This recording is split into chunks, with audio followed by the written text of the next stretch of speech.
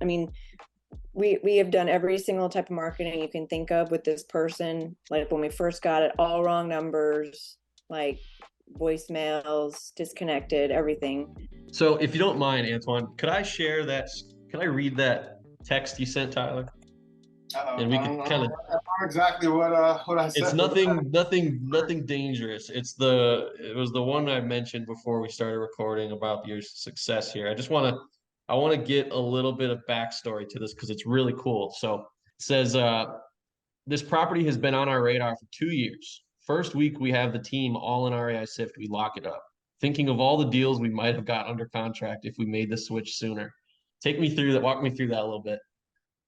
So, talking of stacks, talking about data being front and center, I think everyone knows the top couple names on their, I guess, what do you call it? Your dashboard, Right. because every time you sign in, you see it.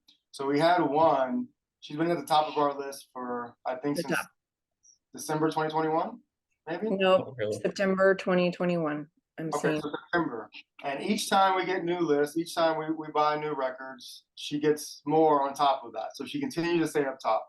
Never been able to get in contact with her through all of our marketing. And I don't remember how much we did, but we probably sent her direct mail, RBM, SMS, um, cold call, nothing. And when we were doing a transition, I had everyone in there. We built the sequences. It was right after I did a 90-day call with Armani, so he helped me kind of tweak some things. And then we had the call with Kylie.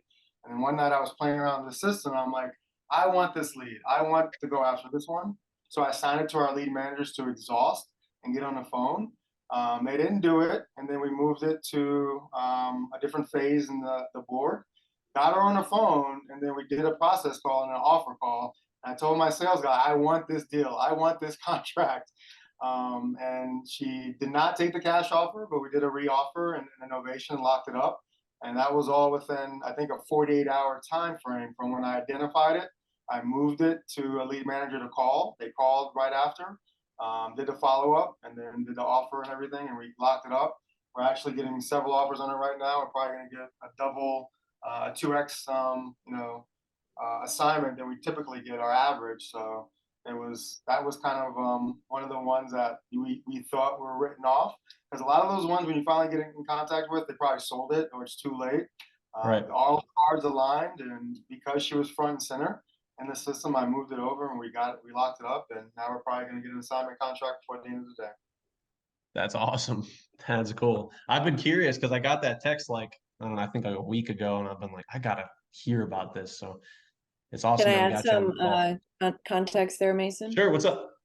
So it was an inherited property, and it's in the owner that we've been speaking with's name, but everything else is like, even with the county, is still in her mom's name because of a gift deed, I guess.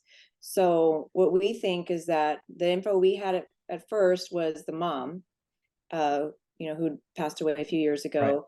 Right. And everyone else who was probably trying to market to her was marketing to the mom. And nobody knew that nobody knew she was deceased because everything was still in her name. So it really kind of took that sensei flow mentality to exhaust the record, call all the family members, like re-skip in order to like get her on the phone. And like Antoine said, I mean, we have done every single type of marketing you can think of with this person. Like when we first got it, all wrong numbers, like voicemails, disconnected, everything. So it truly was like a sensei flow type thing, and we wouldn't have, I don't think any other investor would have reached her without doing it this way. Well, two things stuck out. One, we didn't have a status on her record, so that was kind of a pet peeve for mine, and it was on the first page. He likes to clear the first page. Yeah. Two, when I clicked it, all the numbers weren't exhausted, and I asked her about that. I'm like, she said, "Oh, you guys work late because I did a contract call like 8 o'clock.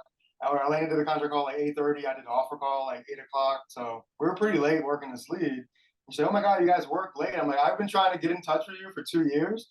And she said, "Oh yeah, when my mom first passed away, I was getting all these calls, and my husband put us on all these registries and blocked our numbers, and they stopped.